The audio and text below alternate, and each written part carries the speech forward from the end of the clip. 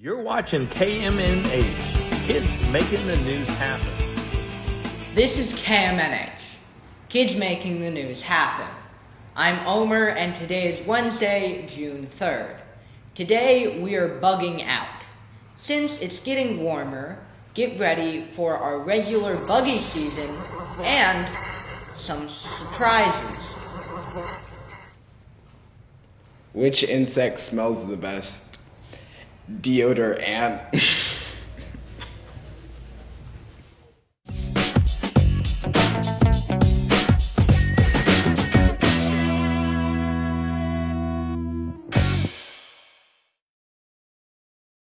Hi, I'm TULIP, and I'm bringing you today's KMNH weather report.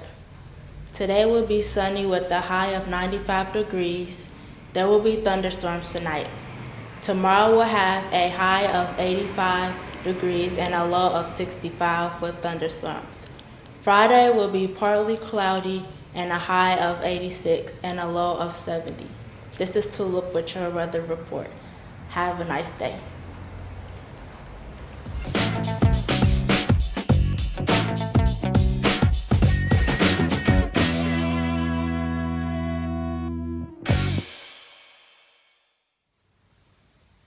We know money can't buy love or friendship, but it would mean the world to us if you became Happen's BFF. BFF of course stands for best friend forever, but here at Happen it also means a little something else. Business, family, and friends. All you need to do to become a BFF supporter is make a small donation. Just go to happening.org and click on the donate link. We thank all past, present, and future BFF donators.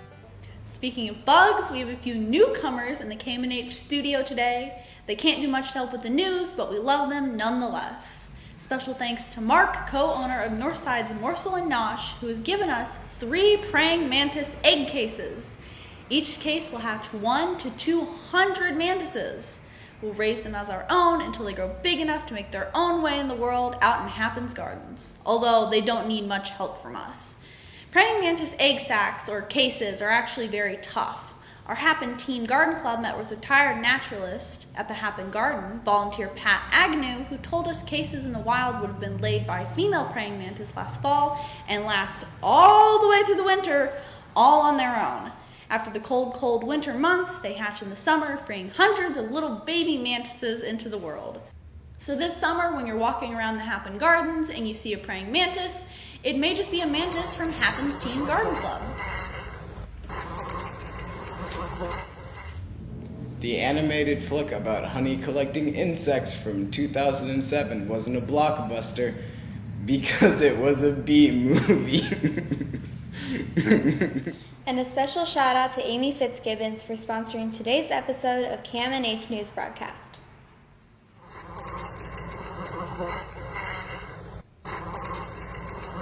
This summer, expect to hear a lot of buzzing, because cicadas are coming out, and there will be tons of them.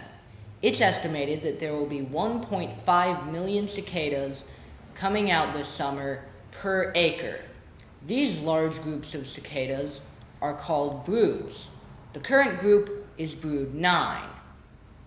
This brood only comes out every 17 or 13 years, and the last one we saw was in 2003.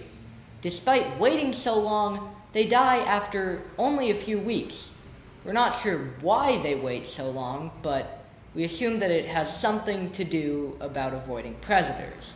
And if you happen to be worrying about cicadas eating your flowers, don't, because cicadas actually drink things instead of eat.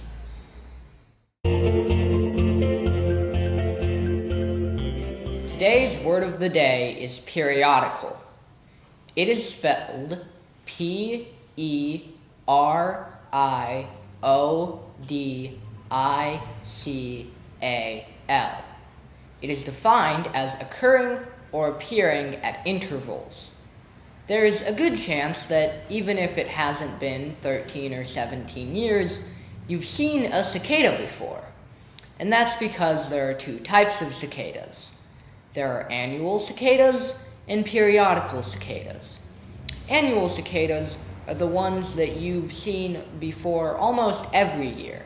Meanwhile, periodical cicadas appear in large broods every 13 to 17 years. In case you didn't have enough bugs on the brain, we have another report on Asian giant hornets, better known as murder hornets. They are invasive to the U.S. and kill both honeybees and humans. They can grow up to 2 inches long and have extremely painful stings that can potentially be fatal, such as an incident that occurred in 2013, leaving 1,600 injured and 42 dead. They can even puncture a beekeeping suit.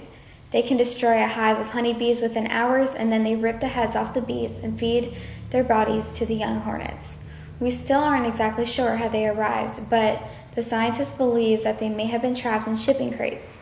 They first appeared in the U.S. in December, but have only been spotted in Washington state and along the Pacific coast of Canada so far. Scientists are trying to end this as soon as possible, because after a few years, there will be too many to get rid of, so they are acting fast. That's enough about killer hornets. What has 8 legs and can go undercover? A spider.